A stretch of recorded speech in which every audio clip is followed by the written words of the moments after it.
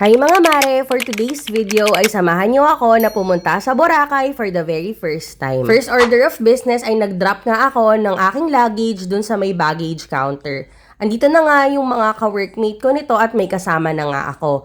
And since marami pa nga kaming oras bago yung flight, nakapag-decide nga kami na kumain muna ng lunch dito sa Wendy's. Nag-order nga ako ng rice meal since wala pa nga akong kain dahil after work nga ay dumiretso na nga ako dito sa airport and then after namin kumain ay dumiretso na nga kami sa boarding gate. Nag-antay nga lang kami ng oras hanggang sa pwede na nga kaming mag-board and then after a few minutes of waiting sumakay na nga kami ng bus para pumunta na dun sa mismong airplane na sasakyan namin. First time ko nga mga na sasakay ng eroplano kaya excited at medyo kinakabahan nga ako sa experience na to. Kaya syempre hindi ko papalampasin na hindi ako makapag-video at makapag-picture dito sa may airplane. So, ito pala yung mga workmates ko na kasama ko sa pagpunta sa Boracay. This is actually a work trip, kaya mga workmates ko yung kasama ko. After namin mag-video at mag-picture, umakyat na nga kami sa aeroplano and umupo na sa designated seat namin. Sobrang bilis ng biyahe, mga less than 1 hour nga ay nakarating na nga kami sa Boracay Airport. Sayang nga lang mga dahil wala nga ako sa window seat, kaya hindi ko na videohan yung himpapawid.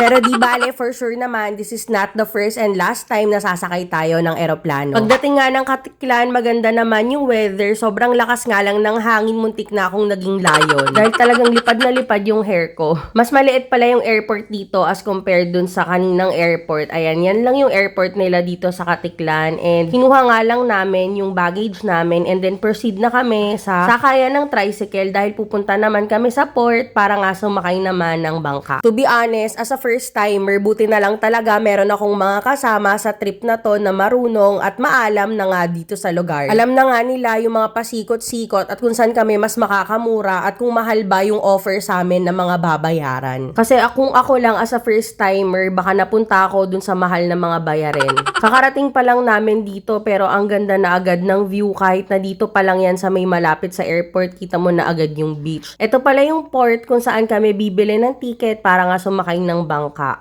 Mababait naman yung mga staff and sasamahan ka nila and i-guide ka nila. Tapos tutulungan ka pa nga nila na bitbitin yung luggage mo. So since medyo mabigat nga yung luggage ko at gumagalaw-galaw pa itong daanan, tinulungan na nga ako ni kuya. Sobrang ganda ng view mga minong nakasakay na kami sa bangka. Ang sarap talagang gumala kapag ganito yung mga pupuntahan. Buti nga at hindi ako nahilo nitong papunta na to at na-enjoy ko yung view dahil nung pauwi na talagang naganda hilo-hilo na ako at hindi na ako nakapag-video pa. For our first 2 days in Boracay, dito pala kami nag-check-in sa Golden Phoenix Hotel. Hanggang dito muna mga follow for part 2.